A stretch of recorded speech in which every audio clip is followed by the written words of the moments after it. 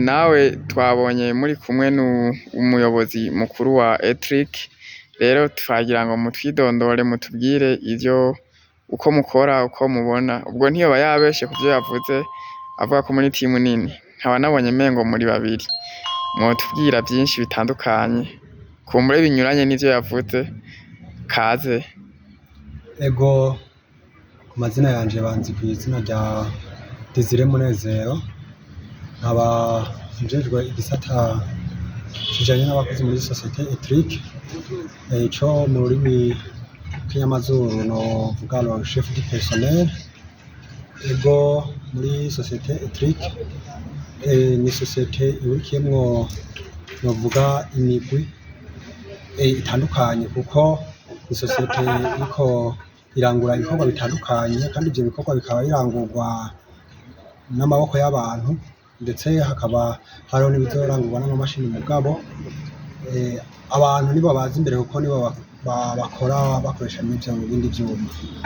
Ego, nkuko yabivuze ntiyihenze, ni societe nkuko nari ndabivuze igizwe n'imice itandukanye, ndetse ikora no mu ntara zitandukanye, Bujumbura, mu gisagara ca Bujumbura, ino Igitega muri no komine ya Gitega, ndetse no mu yandi makomine ngaho Igitega. Nkuko bimeze ikaba ihurikiyemwo n'abakozi abari i Bujumbura n'abari mu gihugu hagati, abariko barakora bararenga hafi 50. Ego, bashobora kuba bariko barakora ibikorwa vya societe. Ego, turumva ujejwe igikorwa kidasanzwe, igikorwa c'abantu.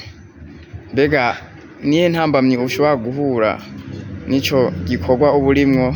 Urazi umuntu ariyumvira, umuntu aramubwira iki akumva mengo sico ategerezwa gukora, nkaho mengo uba umuhenze. Nihe ntambamyi ubona uhura nayo, canke ikintu kikorohera muri ivyo iyo uriko urakora ivyo bikorwa? Ego,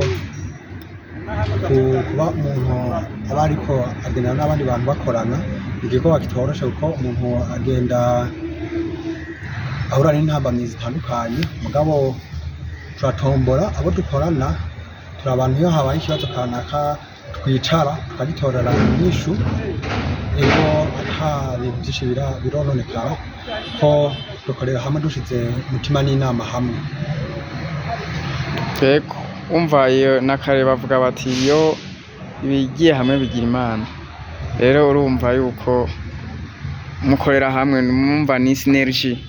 Ni igiki woshimira societe ya Etric canke uyinenga? Ikintu noshimira societe yacu ikaba niya abenegihugu, nuko ari societe yashinze ibisata bitandukanye, iragabanya ubushomeri mu rwaruka, mbere ikaba iriko irashikana uwo muce w'abakozi bayo ndetse n'abandi bantu, kuko urumva ni societe yagutse. Kuriya mbona kazoza nyine icubahiro umukuru w'igihugu 2040 igihugu cifashe, 2060 igihugu giteye imbere, kikaba yishimira. Ego, naco noyinegura kuko n'ibibazo biba bihari iragerageza igahangana navyo, ko biba ari ibibazo ishobora gutorera inyishu. Ego, turumva mukora neza kandi musize hamwe, nivyo gushima n'ivyo gukenguruka, kuko nivyo tubonesha amaso n'inzu iyo muriko murayikora canke umuntu yabahaye ico mukora canke ibikorwa vyanyu vya misi yose, mubikora musize hamwe mukabikora neza. Rero ntureka kubashimira nkuko twari twabisavye mu chef umukuru wa societe. Weho n'igiki wobwira abantu bakurikira iyi chaîne yacu ya Magagi Burundi bobona bokora kugira ngo dukomeze gutera imbere, kuko ivyo bikorwa vyanyu nivyo vyatumye tuza imbere yanyu, nivyo bituma tugira ico dukora. Nkatwe tuba dukora ku mashini online, tuba tudafise ibikorwa twovuga vy'amaboko turimo turakora.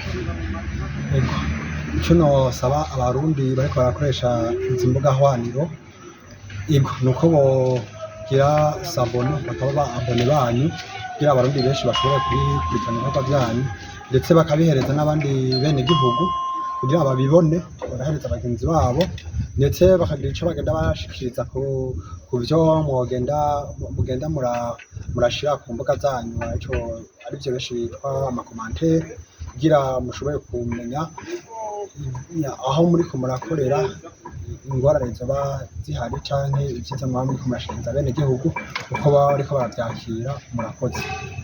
Murakoze, natwe turabashimiye, mukomeze mugire umunsi mwiza n'ibikorwa vyiza. Namwebwe.